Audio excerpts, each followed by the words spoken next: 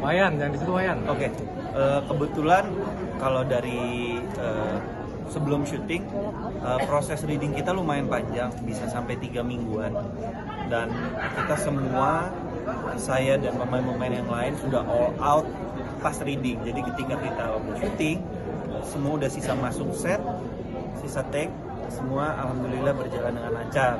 Jadi kalau kendala di lokasi syutingnya paling cuma kendala kayak cuaca atau kendaraan-kendaraan yang lewat.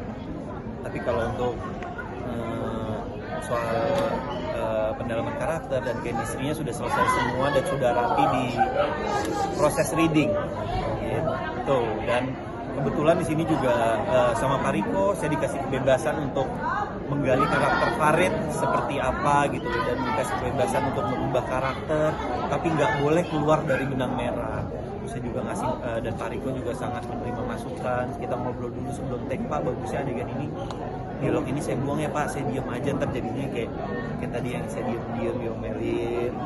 Terus Pak, kalau dialog ini saya ubah ganti begini gimana Pak, boleh nggak biar feelnya lebih dapat? Oh iya, Pak Riko sangat menerima masukan itu sih. Ada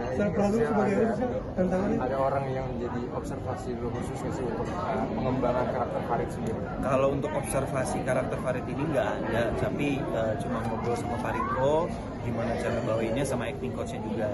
Terus kalau tantangannya tadi nanya tantangannya di film ini yang pertama izin sama istri ya, itu kan adegannya ya kalau istri bilang oke ya oke gitu. Tantangannya tuh kayak mah aku dapet kerjaan ya dari gini. Nah itu tuh tantangannya nunggu jawaban istri seperti apa. Terus tantangan kedua adalah ketika adegan nangis, saya yang lagi sujud nangis, tiba-tiba ada suara ngorok. Nah, nahan ketawa pas lagi adegan nangis dan bangun emosi nangis lagi, itu yang susah. Suara ngorok itu adalah dia ini sadis suara. Saya lagi sedih, lagi sujud, lagi nangis, dia tidur, dia ngorok. Nah itu yang susah, nahan ketawa.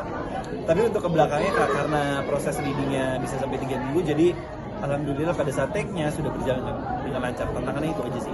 Apa saja kemiripan antara Marcel dan Tidak ada kemiripan karakter Marcel sama Farid, jauh berbeda, tidak ada kemiripan. Tapi kalau jadi bilang Marcel dan Farid, kalian kan sama-sama hijrah gitu, sama-sama kembali ke titik yang menjadi baik lagi gitu. Apakah ini yang menjadi alasan kamu menerima tawaran film ini? Enggak juga. Jadi gini kan, karakter Farid itu belajar menjadi lebih baik. Saya juga masih belajar, saya manusia yang nggak lepas dari kesalahan gitu. Jadi sama-sama belajar aja karakternya.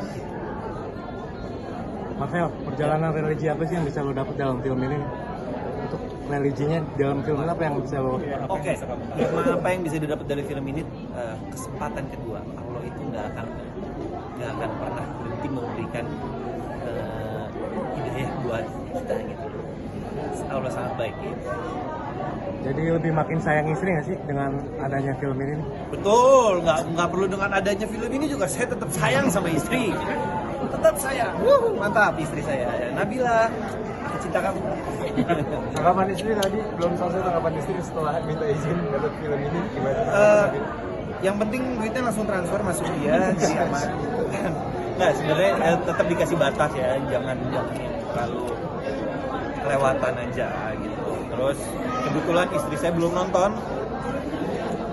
belum tahu reaksinya dia seperti apa. Kamu nanti mungkin nonton yang jam 7. Jadi saya menunggu reaksi istri saya seperti apa nih. Cuman pernah dapat pengalaman kayak Farid gitu nggak? Di posisi meeting gitu, digodain sama perempuan lain. Pernah nggak sih di posisi Farid kayak gitu? Dan iman lo gimana? Digodain.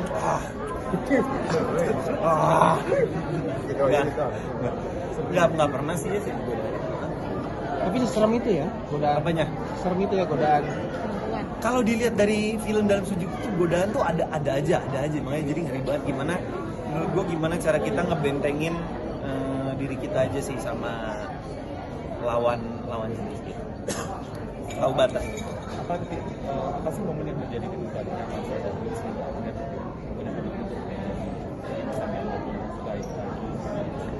Ya mau jadi lebih baik ya, setiap manusia kan pasti pengen jadi lebih baik ya, apalagi saya juga udah punya anak, pengen jadi contoh yang baik untuk anak saya dan istri saya. Bisa dibilang bahwa dibuatnya ketika menikah dan punya anak. Bisa dibilang seperti itu, karena kan ya makanya balik lagi saya bilang setiap manusia itu pengen belajar untuk menjadi lebih baik.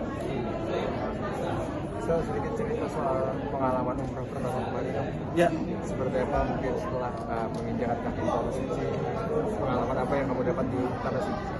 alhamdulillah waktu umroh pertama kemarin semua berjalan dengan lancar, dari berangkat sampai di bandara, terus sampai ke hotel semua berjalan dengan baik.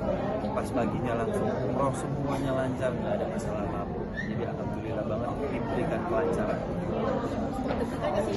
Kenapa? Deg-degan banget karena banyak omongan kan, wah ntar takut umroh gini ternyata pas sampai sana gitu menyenangkan, berpikir untuk mau balik lagi. Rencana umroh sudah lama kan? Hah? Rencana umroh sendiri itu sudah lama di rencana. Udah dari 2024 karena kayak melihat teman-teman kan pada ingin deh ngerasain umroh sampai masuk di dalam doa gue kayak ya Allah kalau boleh ada rezeki berangkat umroh. Dan alhamdulillah dikasih kesempatan itu sih. Momen apa sih yang kamu dapat selama? Ada keajaiban kecil nggak sih yang lu rasakan di Tanah Suci? Jujur nggak ada karena semuanya berjalan dengan lancar gitu. Mungkin keajaiban itu semuanya lancar, nggak ada apapun yang dibilang sama orang yang nggak ada kok di sana tuh bahagia. Agak susah sih mendekat ke Ka'bah sendiri. Susah nggak sih nyium aja suami sendiri? Nah itu dia makanya kayak di gua semua tuh lancar aja gitu loh kayak pas lagi gua tuh memang nggak ada niat untuk bisa pegang karena kan kita ngeliat banyak banget orang kan, tapi ketika kita muter 1, 2, 3 arusnya tuh membawa kita ke tengah dan akhirnya alhamdulillah bisa pegang gitu. Dipanjatkan. Ada doa Wah khusus? banyak banget doanya. Kalau ditanya lupa, pokoknya banyak aja pokoknya. Yang penting diberikan kesehatan ya. Itu juga nambah momongan ya. Banyaklah doa itu saya simpan di hati. Sebanyak netizen yang menilai perginya kamu ke Tanah Suci menjadi satu bukti bahwa walaf lagi di agama kamu itu benar-benar terus ditekuni, dipelajari lagi agama Islamnya, tanggapan kamu seperti apa? Ya itu kan balik lagi yang saya bilang kan saya hanya manusia yang masih penuh dengan dosa, banyak kesalahan. Saya cuma mau belajar jadi lebih baik. Itu aja sih, nggak ada hal-hal lain. Dan kalaupun bisa diundang umroh kayak kemarin kan ya alhamdulillah banget dapat rezeki kan, banyak yang bilang tuh katanya kalau diundang ya alhamdulillah bersyukur banget. Lagi? Sel, promo Sel, terakhir promo. Oke. Sayang. Halo, saya Marcel Darwin. Jangan lupa saksikan film Dalam Sujudku tayang 16 April di bioskop. Kapun kap, sorry kap.